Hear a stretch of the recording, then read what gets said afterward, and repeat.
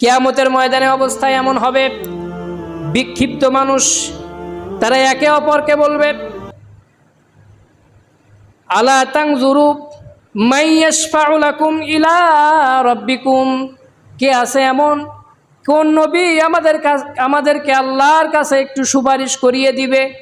কে আমাদেরকে আল্লাহর কাছে সুপারিশ করিয়ে জান্নাত, একটু শান্তির ঠিকানা, আমাদেরকে একটু শান্তির জায়গা পাইয়ে দিবে?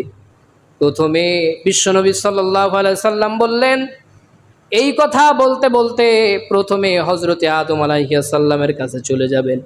আদম আলাইহিস সালামের কাছে যাওয়ার পরে আদম আলাইহিস সালামকে বলবেন, নবী আদম, আপনি পৃথিবীর সকল মানুষের পিতা, আপনি পৃথিবীর প্রথম নবী, আল্লাহ আপনাকে ভালোবাসে, সুতরাং আপনি আল্লাহর কাছে আমাদের জন্য একটু সুপারিশ করুন। ফায়াকুলু লাহু আনতা আবুল বাশরি খলাকাল্লাহু বিয়াদিহি ওয়া নাফাখা ফীহি রূহিহি ওয়া আমরুল্লাহিল মালায়েকা। আদম আলাইহিস সালামকে এই কথাও বলবেন, হে আদম, আপনাকে ফেরেশতারা সেজদা করেছে, আপনাকে সম্মানিত করেছেন আল্লাহ, সুতরাং আপনি আল্লাহর কাছে যান, আল্লাহর কাছে একটু সুপারিশ করুন।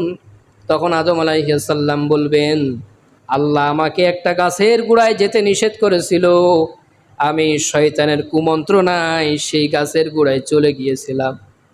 বলেন তো দেখি, আল্লাহ কি আদম আলাইহিস সালামকে মাফ করেছিল নাকি করে নাই?